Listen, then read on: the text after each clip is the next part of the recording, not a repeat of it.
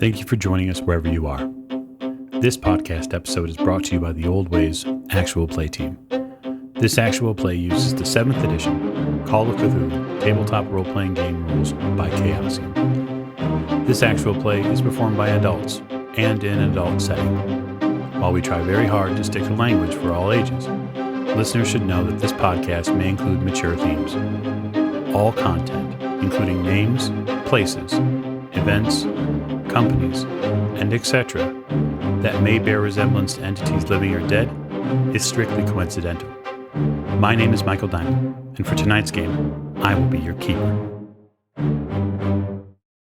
Thank you for joining us again on another episode of the Old Ways podcast. I'm your keeper, Keeper Michael, and we return to Horror on the Orient Express in our Sophia chapter, our Act 5. At the top of the show, what we'd like to do is like to thank you, the listener, and especially you, the Patreon supporter. We really, truly could not put the show on and continue to evolve and grow the show as it goes without your support. So if you'd like to support the show, you can. And that is at patreon.com/theoldwayspodcast.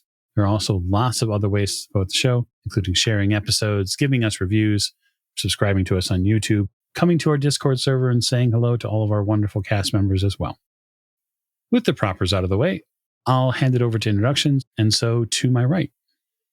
Hi there, this is Mike, and I play James Robert Fraser, who has some medical duties to attend to, I think. Yes, I do believe you might be playing part of field nurse here shortly, Mr. Fraser. To Mr. Fraser's right. Hi, I'm Rena, and I play Lady Elizabeth Fitzroy, and between all the cocaine and getting gunned down by multiple bullets, I'm living my Scarface vision over here. Yes, soon-to-be Lady Elizabeth Montana, if we can have that slight edit to her name. At the end of the table. Hi, this is Giles, and I'm playing Simon Griffith, and currently Simon's experiencing PTSD. Without any question, yes. Really, it's the dirt between your teeth that is the tough part to get fixed. To Mr. Griffith's right. Hi, this is Miranda, and I play Maggie Bellinger, and I'm 90% sure I've said this in an opening before that a Professor Courtney in the hand is worth two in the bush. I guarantee you have, but I'm happy to hear you lay it down again. And so last but most certainly not least. I'm Martin, and I'm playing Richard Courtney, and I need to get these words in the right order. Richard is currently hiding in a bush with Maggie, and he still has a pair of trousers that are intact, unless this bush has got thorns or something, in which case he's possibly stuck. Yeah, I think that remains to be seen. So we're going to raise the curtain tonight practically right where we left off. So we'll raise it on up, and what we'll see is sort of a swath of destruction that this truck has laid. Bullet holes riddle multiple automobiles along this once peaceful and placid University Lane. Several investigators are still hunkered down. One of the group lays in the street, riddled with bullets. And the first sound that you all hear is footsteps on the pavement. Hurried ones. Those footsteps of James Robert Fraser as he attempts to get to his, her ladyship, having been cut down. Yeah, I am going to make best speed across to where Lady Elizabeth is lying, replace my gun back in my pocket. Simon is still close by. I'm just going to shout to him, Simon, get after them if you can. I need to look after her ladyship. And then I'm going to try and use some first aid on her if I can in order to...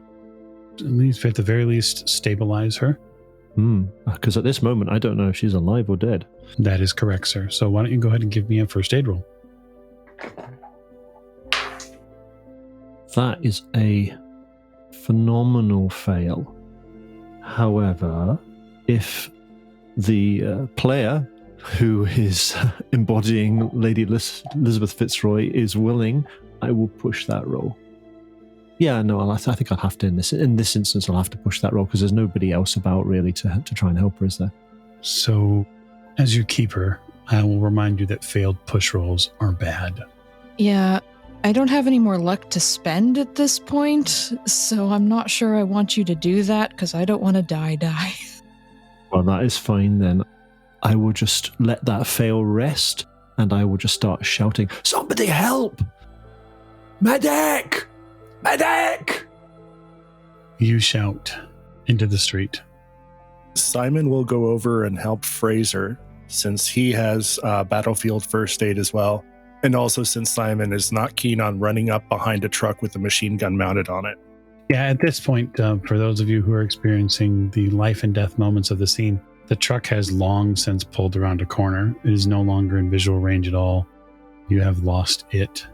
It doesn't matter. Simon is still not in any hurry to find that truck. Fair enough.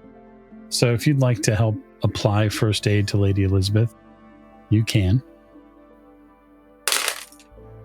That's a 97. Ooh, what's your first aid? It is a 44. All right, so that's a fumble on a first aid. And so, for whatever reason, Lady Elizabeth doesn't respond. Fraser, you're having a really hard time finding her pulse. Simon, I can't get a pulse. She's not breathing, Simon. No, I'm not feeling any breath out her mouth. I don't know. Where's the bullet hole? It's here. It's. I don't know what to do.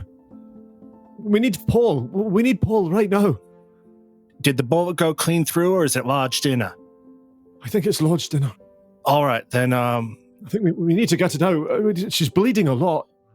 Take my handkerchief and stop the wound. That's the only thing. We can't perform any CPR at this point. I'll check Lady E's throat and see if there's any blockage, but we have to stop the bleeding. I think at this stage I'll just pull my jacket off and I'll just rip my shirt sleeve off and try and staunch any bleeding. We'll just have to hope she can make her constitution rolls until we get back to Paul. Speaking of, I'd like Lady Elizabeth to begin making constitution rolls. Joy. Well, my con's 59. That's not bad. Hey, 58 under 59. So you're set up then for the next hour, provided, no one fumbles on you again. Come on, let's get her to Paul. He'll know what to do. So I'm going to ask, before we move the body, what Maggie and Richard are doing now that the hubbub before seems to have faded a little bit. What are you two doing in that bush? Do we notice everything that's going on? Yeah, you notice the two of them hovering and working over her body, trying to do something. You watched her get shot down in the street by a machine gun. But I'm not a trained medical professional. And I'm assuming Professor Courtney is also not a trained medical professional. And that our efforts would be best spent elsewhere. These people are going to get away with what they've done if we don't do something, Richard. Yes, I think you're right. Are there any cars nearby that we could borrow? If the two of you would like to attempt to steal a car, you may. I can't speak for Martin, but that's what Maggie would like to do. Martin definitely doesn't want to steal a car, but I think Richard's up for it. As these two, as Simon and Mr. Fraser are working with Lady Elizabeth, trying to prop up or prepare to move her body, the two of you are sort of secreting yourself off in a different direction to go towards one of these cars. Yes. Okay. Yes, it's only the right thing to do to find them, and they must be made to pay for this. Yes. Well, and even if we don't catch them, if we can follow them and see where they've gone, then it'll be easy for us to come back in force. Yes, and we can call the police or something. No, I meant with Mr. Fraser and Simon. Oh, yes, I see.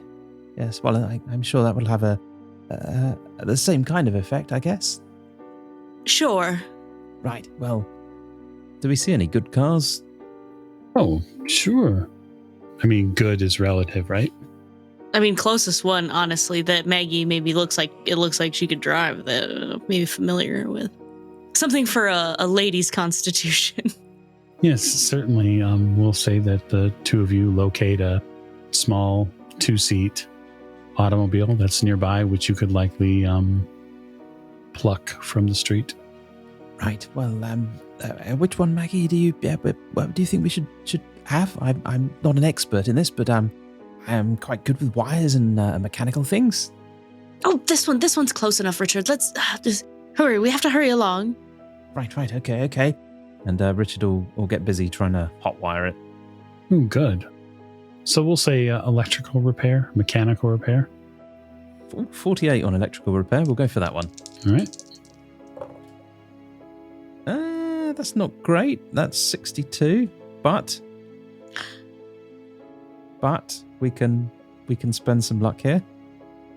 Okay. If I spend 14, I've still got more than 30. Ah, yes, the bargains. I love these bargains. You begin to work over the very simple electronics, or even the wiring for that matter. It takes probably say about a minute, but you effectively hotwire the car and start the engine up. Right. Do you know how to drive one of these things? You've seen me drive before. Of course I do, Richard. Well, come on then, if you're sure you're okay with this model. Maggie's already in the car. Right. She's actually already behind the wheel. You've hotwired this and started the engine up, and now Maggie's going to put it into drive. So you begin to drive off. I find it would be impossible for you to not sort of squeal the tires as you move out onto the street itself. And in the rearview mirror, your traveling companions are trying to figure out a safe spot to move. So as you're driving away, for those of you hovering over the body of Lady Elizabeth, other people now begin to come out into the street. Quite a few of them. What happened? What happened here? You hear very broken English. I need a doctor. Let me through. One of the men who comes up to you first says, there's a doctor right up the street. He points up the street. Come on, Simon. You hustle her body that away. You find a wonderful, caring and loving house that is willing to sort of double as an operating room. You meet a man named Giorgio, who is a doctor. He's originally lived in Italy, but fled Mussolini's rule there and has now set up shop here in Sofia. He asks you with all haste to assist him with getting water and certain supplies as he calls them out. He speaks some English, probably at about 30%, give or take. So it is heavily accented by his native Italian. But he works very hard over the next 10 or 15 minutes to make sure that her ladyship has a comfortable place to rest. He is worried. He's trying to work very quickly. And now I'm going to make a very important roll. I'm just going to pace up and down, back and forth. Okay. Lady Elizabeth, the hand of fate is going to put the doctor at disadvantage. But it doesn't matter. He makes the medicine roll anyway. The doctor begins his work. He respectfully, because Lady Elizabeth is shot multiple times, he asks you to step back and give him space. He asks if you would go and sit in the sitting room with his wife will bring you some tea or something while he works. In probably the next 10 or so minutes, Simon, you and Mr. Fraser hear the sounds of 3 very distinct metallic pings. They sort of happen in not rap succession, but they happen one after another. Are they coming inside of the room that Lady E's in? Mm-hmm. I'll rapidly open the door. Okay. You open the door and you find a curtain in the way where the doctor is working. It's obscured. What's going on in there? I'm taking the bullet out. Sorry, you had me worried. I was hearing metal on metal, sir. From what we saw, I was worried that it could be something else, like more bullets going back in. You understand? Yes, I understand your concern. Please, lead me to her. Absolutely. I apologize for interrupting you. Maggie, you and Richard drive. You careen around corners, and you fight very hard with this, we'll just say less than impressive Italian automobile to get some sort of hone in on that truck. You drive back towards the center of town, which is where this truck is going or was going. It looks like it's heading out of town. I'm going to have you make me a drive roll. My favorite roll to make. Mm-hmm. Ooh, hard success. 17 under 44, baby. Professor, it is very difficult for you to sort of keep your stomach together. Miss Bellinger is driving like a bat out of hell. Shall I make a con roll? Not yet. You drive through the downtown space, away from the university, back through the center of town. In the center of town, there is this enormous church. You had seen it a couple of times in the past.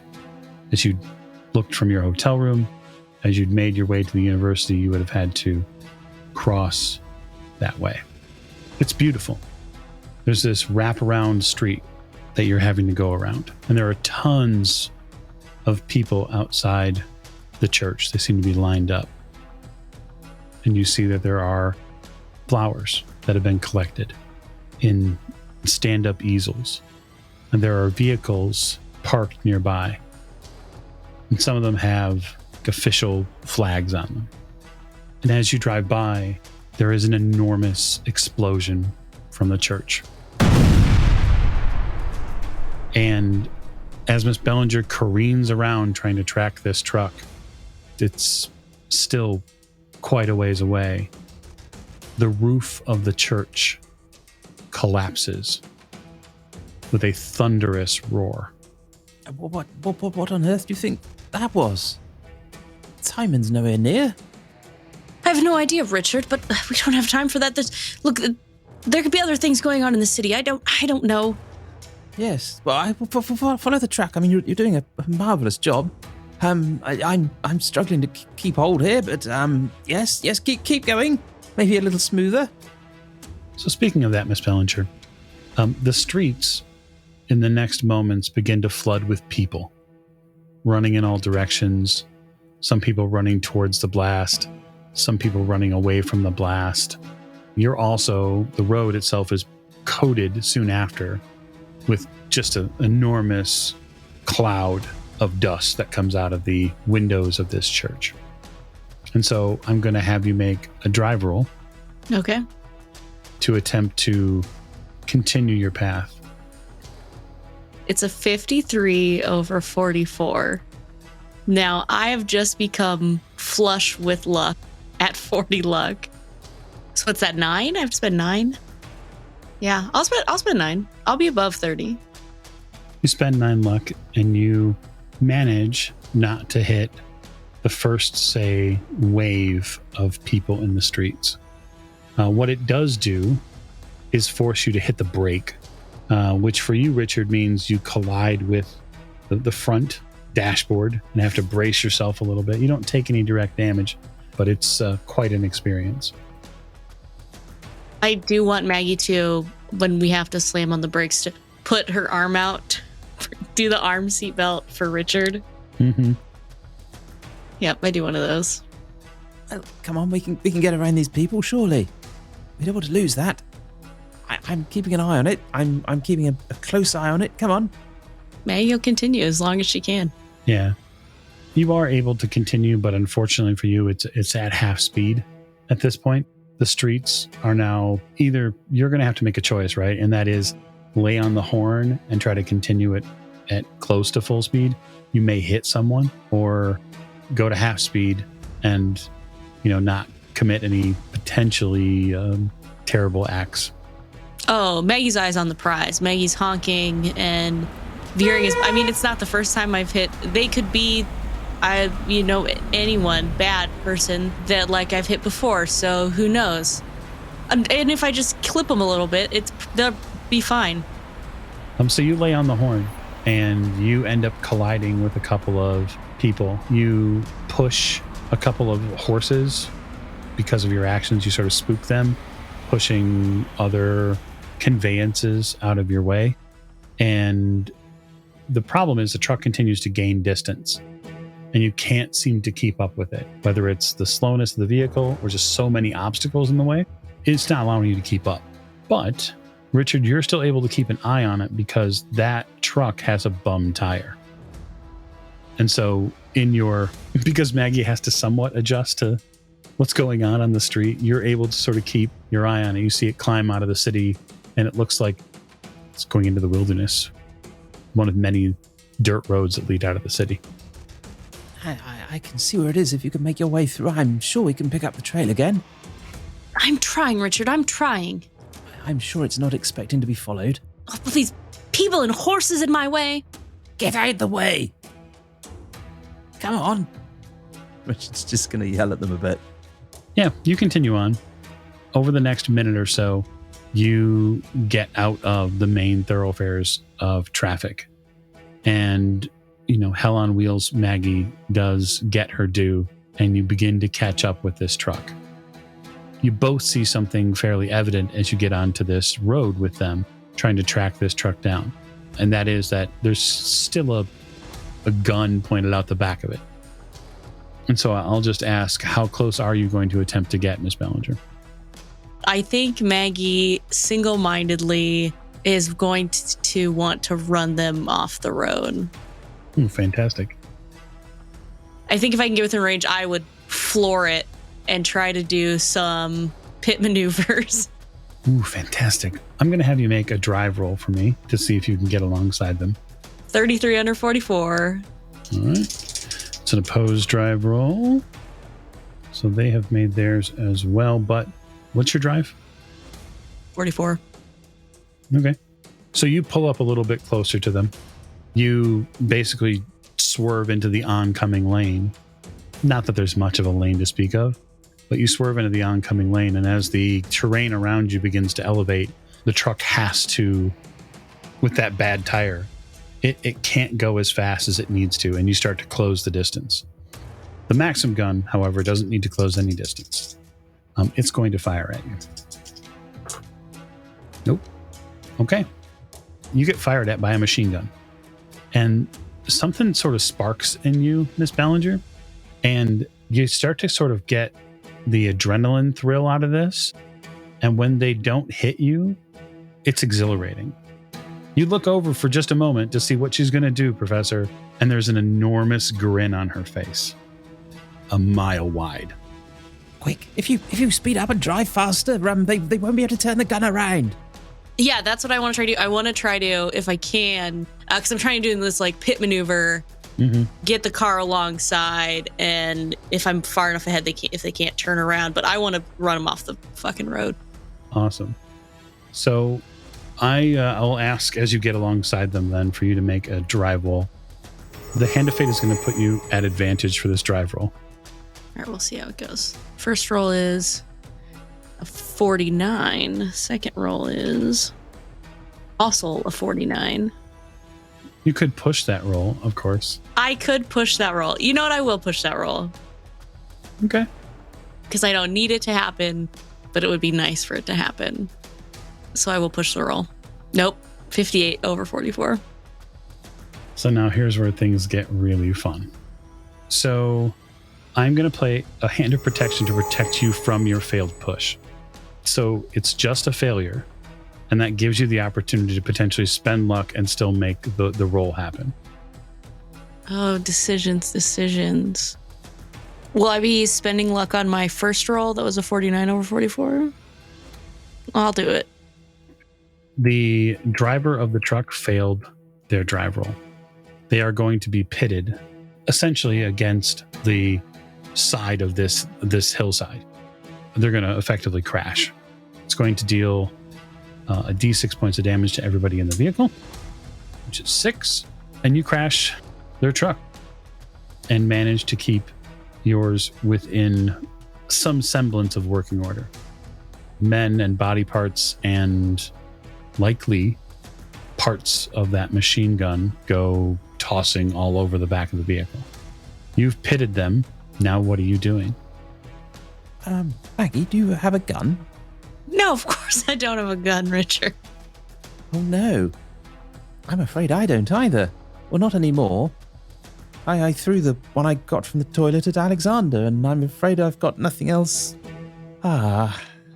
I hope they're dead already. Well, hang on a minute. I have a plan. If why don't you turn around, and if someone comes out of the truck, then you can I'm not quite sure how to put this. Run them over, Richard. Yes, run them down. Yes, I was looking for a more I don't know acceptable form of that, but yes, quite. I think that this car up in your hands is the best weapon we have. That might be the truth. So what are the two of you doing? Are you staying in the car to like line up people as they stumble onto the road? I guess so. As Richard said, the car might be the best weapon we have. Yeah, so you wait, and a few moments go by. There's a lot of groaning that comes from that, sort of runoff, crevice, etc. that they're sitting in. And eventually, a man in dark clothing, who's got blood all over his face, stumbles out of one of the truck's windows, sort of reaches out and opens the door and begins to climb out of the car. Look, there's one. Get ready. Is he armed or headed? He does have all of his body parts currently. He's bleeding from the head. Mm-hmm. And he's just stumbling to try to get to the road. Mm-hmm. Which he eventually reaches if you let him. Yeah. I mean, I kind of feel bad running him down with the car, but he looks pretty weakened, right? Like we could just tackle him or hit him with a car. He does look fairly weakened, yes. We can't question him if he's dead, Richard. I suppose not. Let's see what he has to say for himself then. Maggie jumps out of the car. He reaches to his belt where it looks like there might have been like a holster there, and he realizes that it's empty. And so he goes into his, pants pocket and pulls out what looks like a switchblade. Maggie's running towards him. Okay. All right, you're running towards him. Wait. You arrive. Richard, what's your first aid skill like? Okay. So you're running towards him. What are you going to do? You going to tackle him? Yeah, no, I think that's Maggie's thought is, okay, this guy has taken the head. They've shot her friend, Lady Elizabeth. I've run them off the road. Now he's stumbled out of this car. We can't ask him any questions about the head if I run him over with the car and he dies right away. So my thing is to just tackle him and try to knock him out by like hitting his head on the ground. That sounds like a fantastic way to get stabbed, Miss Ballinger. It sure does. Look forward to your fighting brawl roll. Well, I was already running towards him when the knife came out, and I feel like momentum is really just going to take me forward. I do too. I don't think there's no backing out of it right now. I like that. So go ahead and make a fighting brawl roll. Ooh, 59 over 40. Okay, well, that is a terrible fight back roll. He swings, likely with blood in his eyes. He swings and you try to tackle him, and your right arm comes into contact with his left arm, and you both sort of pirouette around each other. To you, Richard, this looks planned. This looks like a choreographed maneuver. You're not sure what Maggie's doing, but it must be fantastic. She's setting him up. That's what it is. He's going to run over and see if he can take him out of the legs whilst he's busy with Maggie. Okay, you're going to gang up on him. Sure. I guess at penalty, he's going to try to dodge from you trying to trip him. Richard's got an amazing fighting brawl of 34. And that's a 19. And he's not able with a 72 to get out of the way of that. So what implement do you have? So what Richard's done is he's kind of run up to this guy who's clearly engaged with Maggie, and rather than get too involved, he's decided just to kind of try and kick the back of his knee out to sort of make his legs buckle and him fall over. It's a successful fighting brawl roll. Anyway. Yeah. So if you'd like to knock him down, that's something that you can do. Yeah. So you knock him down to the ground. Go on, Maggie. You can take over from here. Yes, Miss Ballinger, what are you going to sit on him? I guess. I mean, I want to knock him out, but he's already pretty wounded, so it might actually kill him. So there is a maneuver for knockout, which is available to you. Mm-hmm. If you would like to make a knockout roll, you can. Yeah, I would. All right, so It's your turn. It's not a surprise attack. So it's basically a fighting brawl maneuver. Okay. Oof, no. 85 over 40. 85 over 40. Okay. So it doesn't knock him out. And yeah, I think he'd fight back. Richard? It looks like Maggie's trying to knock him out. She sort of punches down to try to knock his head off the ground, and that does seem like a reasonable plan of attack. He's going to drop to the ground and see if he can just give him a good old punch to the nose. To try and knock him out. Yeah, you bet. Go for it. And Richard's not really expert in this. He thinks that's how it's done. Ooh, not with a 75, it isn't. Okay, you swing, and you connect soundly with the pavement. And that really hurts. Skin my knuckles. You'll pay for that. Maggie's going to try to stab you in the gut. About time he took a swing at you. Good for him. Would you like to dodge or fight back? I will be... They're the same. Pretty much, I'm going to be fighting back. Okay. It's a 93. Ooh. All right, you get stabbed, Miss Bellinger. Switchblade is D4. It's what, 1 point of damage? Oh, thank God. All right, then. So, Maggie. I'm going to knock him out. I'm going to try and knock him out again. Go for it. I'm going to try to bash his skull against the ground, incapacitating and knocking him out. I'm not going to be able to. I rolled a 64. Yeah, fight back. You bet. No reason not to. I'll just keep stabbing you. Not with a 61. Richard? Richard's going to get his elbow and crack him in the temple. 72. Martin, I'm going to spend a hand of fate and I'm going to make that a success. Thank you, person voting for Professor. Oh, wow. I don't think a fumble matters on his fight back, but I'll say it matters. It doesn't matter. It does a point of damage at the minimum, and you knock him out. Richard, you crack his skull off the road here, and he stops fighting. That's got a blighter. Do you think he's dead? Well, I don't think so. It looks like he's still breathing, but maybe we could put him in the car and take him back to the hotel and tie him up and then question him. Right. Yes. Oh, but we should check the truck first. Yes, we should get. I think Simon would like that gun. Oh, he almost certainly would. Okay, so you two are going to go check the truck? Unfortunately, yes. Against my better judgment. I'm going to move the camera just temporarily as you go to check the truck onto the operating table where one Lady Elizabeth Fitzroy hangs in the balance. And so I have a question for you, Rena, and that is, would you like to spend 30 luck? Oh, yes. Okay. Dirty 30 Club, here we go. So not 30. Spend all of your luck, provided you have 30. I do. And do you survive a terrible fumble? You wake up. You come to in the hands of a doctor who is cleaning his own hands up. He has left you with a sheet over you to cover you respectfully. After his work was done, your chest is on fire, and you can't at this point even think of anything other than the visual of the Maxim gun firing at you, and then the pavement coming really fast, and then blackness. I don't think I can speak at this point, just sort of groan. He steps over. Try not to move. Uh-huh. Try not to move. Thank you. Oh, God. That's who you should be thinking. The Lord above you had no pulse when you came in here. Just close my eyes a little bit, because I cannot really get up enough breath to speak to that, as much as I would like to say something scathing.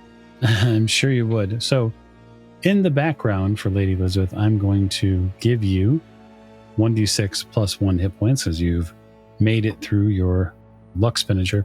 And so that's 5 hit points you get. Your feeling doesn't change at all. You're still really, really in pain, but you are alive. The curtain is pushed aside, gentlemen, and a very exhausted man steps into his own foyer to announce to you that she will live. I stumble to my feet, clutching my own wound. blood probably oozing between my fingers. You should let me see to that. Can we see her? No, you may not. She needs rest. But she's going to be all right. She would live. As far as her state after, I cannot say. I can tell you that whatever shot her was very powerful. I haven't seen weapons like that since the war. It was... It was from the war, sir. Fraser, Jim, you get yourself patched up.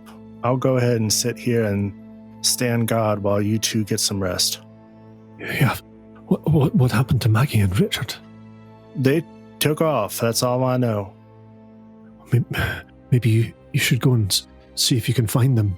Make sure they're all right. Doctor, will they be safe here? Oh, certainly. All right. Jim, get yourself bandaged up and you get some rest too. I'll go find them. The doctor here is going to take care of both of you. Simon's going to reach into his wallet. Does he have anything, or I'm assuming he has some? He probably has some money, likely lira, likely Italian money. Maybe some American money left. It's been a long trip, and frankly, the professor is usually the one that carries all the money. Sir, I have lira on me. Italian money won't spend well here, but... what about U.S. dollars? Oh, certainly. All right. I've got a couple U.S. dollars and a couple coins. Is that good? Yes, of course. It'll be like about 20 U.S. dollars, which is probably still a decent amount. His wife collects it, and he has you sit down, Fraser, and he begins working on you. Simon, be careful. I'll kind of grasp him by the shoulder. You don't have to worry, Jim. You know, hearing that gun, I'm all kinds of careful right now. I'm back on my pins and needles from the wall. Yes. Aye, me too. Well, we'll see you either back here or at the hotel. Probably here, I would imagine.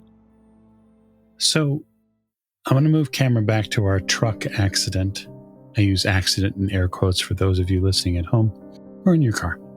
What the two of you find inside the truck is sort of a calamity. In the back, Richard, the Maxim gun is in pieces. It doesn't look like it's broke per se, but it looks like it came off its mooring. And so the barrel and some of the other bits are in one place. The gentleman who is operating it, unfortunately, has broken his neck. He does not appear responsive. For you, Miss Bellinger, the entire cab of the vehicle is like walking into an ice chest. The driver of the vehicle, when he was among the living, seemingly has held on to this package, this sort of spherical ovoid package that he has clutched under one arm, his right arm, which used to probably move the gears back and forth of this sort of heavy truck. His body, unfortunately, the upper part of it was pushed out of the truck before it hit the side of the ravine wall. And so his head and upper portion of his body was completely crushed when the truck made its final landing. But the head is there. I grabbed the head. Very good. Make me a power roll. Maggie, Yes, Richard. do you think we should drive the truck back? I don't care, Richard. That car's stolen and this truck isn't. I rolled a 79 over 75. Oh, very good. You double over in pain from an immediate and thunderous migraine. It forces your eyes into a blurry state. You find it very hard to see. Everything begins to echo around you in a really, really bad way. And the light from the town and any other passing headlights is like a stabbing pain in your head. You can watch this happen in real time, Richard. Maggie, are you okay? Oh no. Sit down. I can probably do something to help you. Let me have a look at that head. Maggie clutches it tighter. I only want to have a look. At this point, Maggie's kind of like ground before in or out of the truck and is clutching the head and like just like head down fetal position, clutching it and whimpering. Oh no, I never thought we'd catch this blasted truck. Oh dear. Richard's going to look around for maybe some, I don't know, a canteen of water in the front of the truck. I mean, clutching at straws here, but... Yeah, I think there's 50-50. There might be one. Yeah, we'll say that's not bad. 46. There is one in the front of the truck. Getting it is another matter. You're going to have to go into that sort of leftovers. Yeah. Richard will struggle through. He's aware that he probably can't do anything else, and getting this bottle of water is something he can do. Yeah. You get the bottle of water. You can see it in the distance, both of you. You a little less, Maggie, you more so, Professor. The center of town, there's an enormous plume that's rising over Sophia.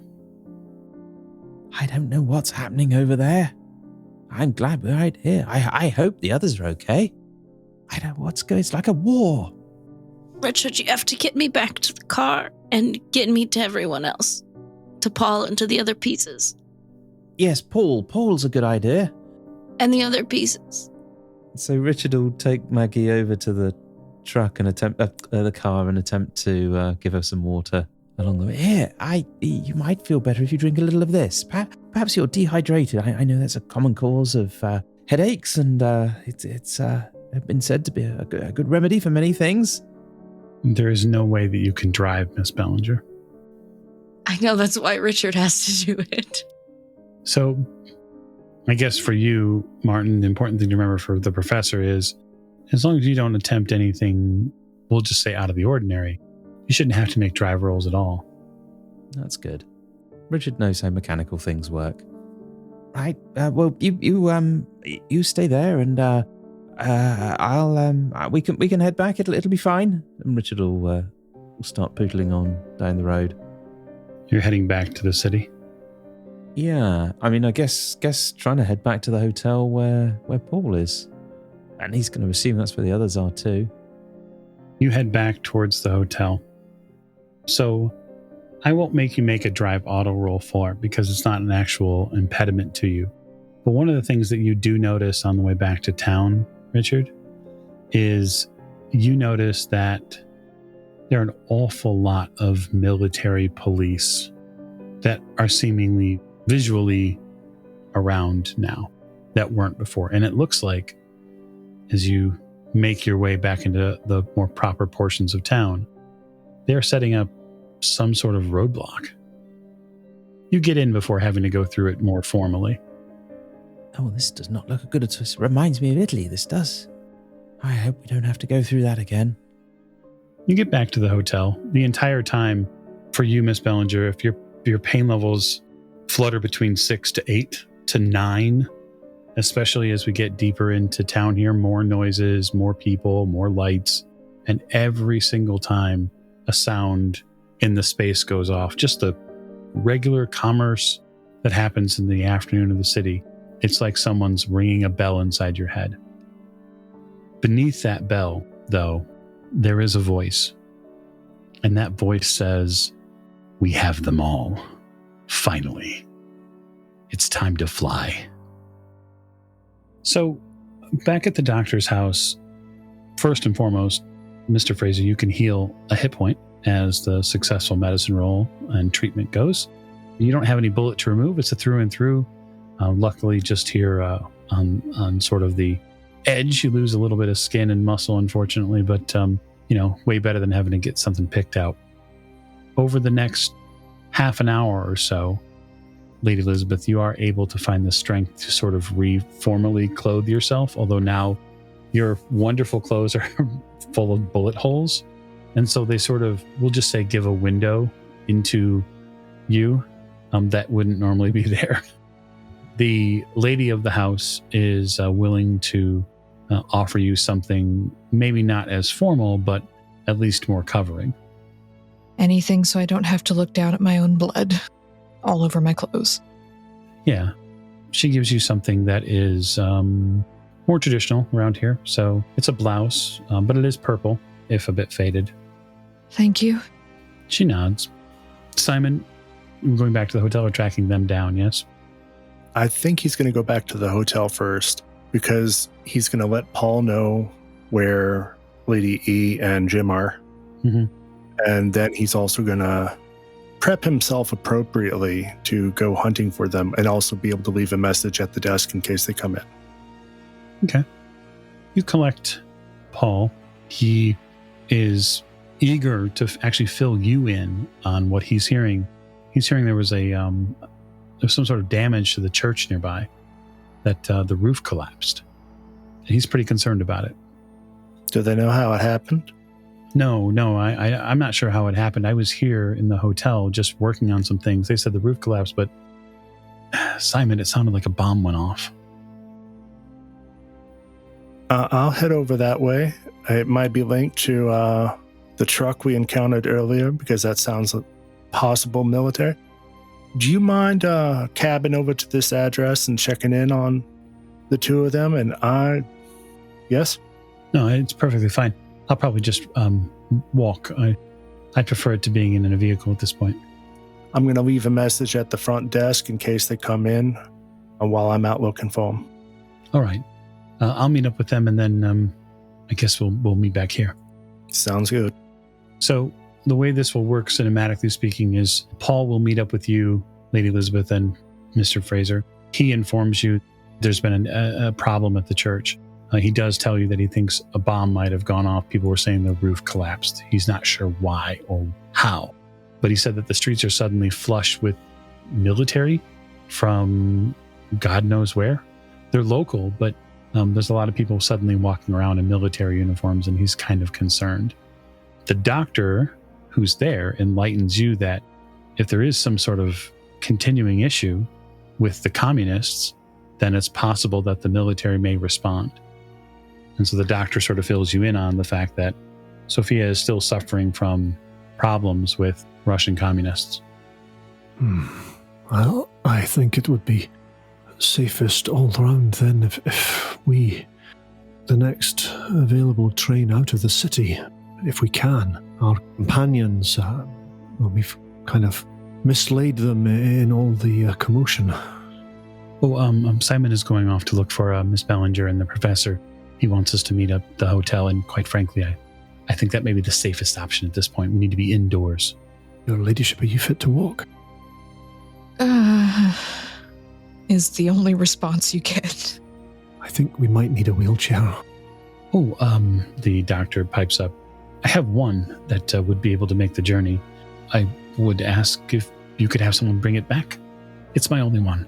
Of course, and we will of course give you some financial remuneration for the use of it. He nods. That should be fine. Thank you, sir.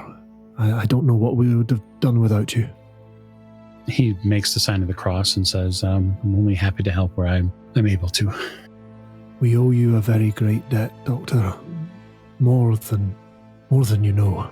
Paul steps in and helps Lady Elizabeth into the chair that's here and says, we should be cautious going back.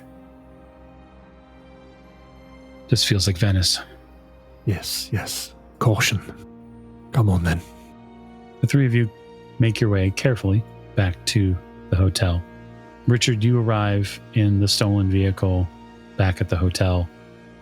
Maggie at this point is, I don't know if you're doubled over in pain or after hearing about the potential travel option you may have soon if you are suddenly a little bit more chipper.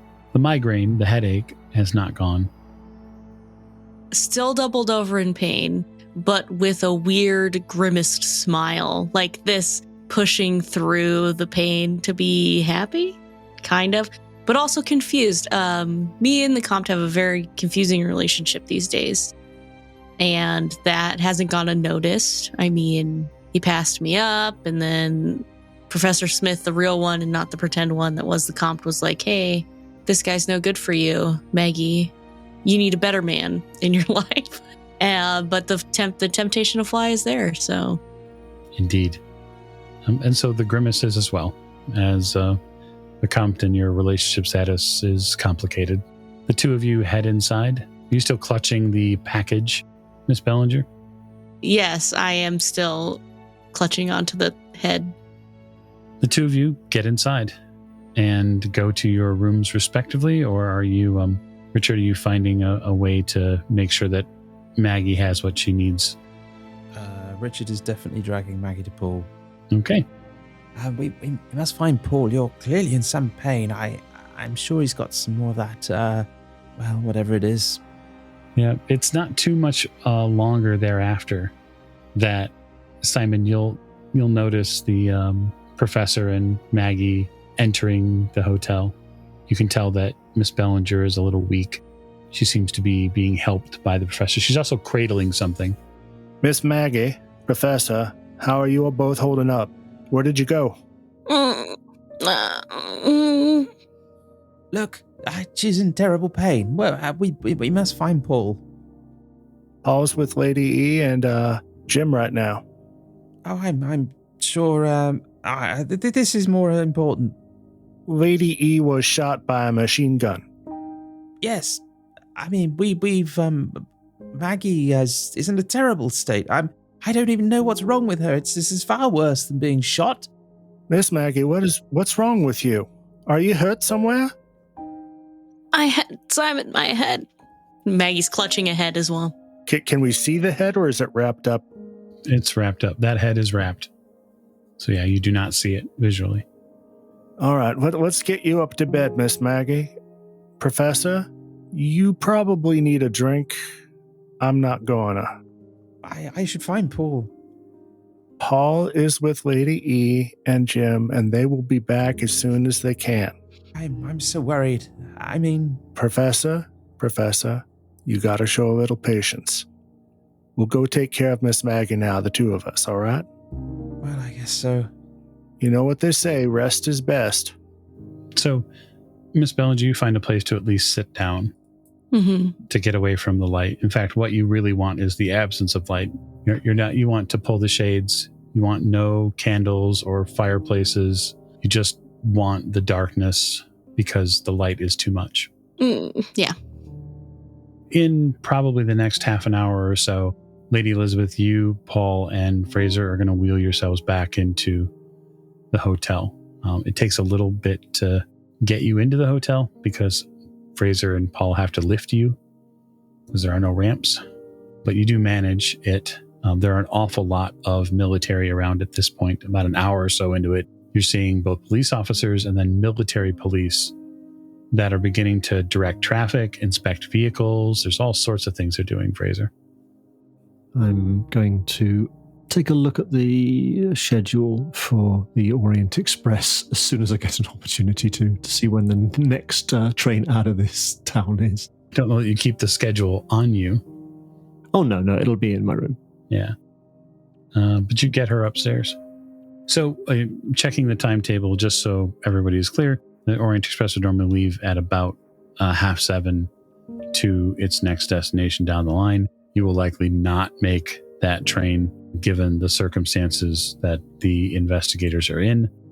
Lady Elizabeth, you and Mr. Fraser would quickly become aware that Miss Bellinger and Professor Courtney are back because clearly Simon would indicate that they were. So you're all together now.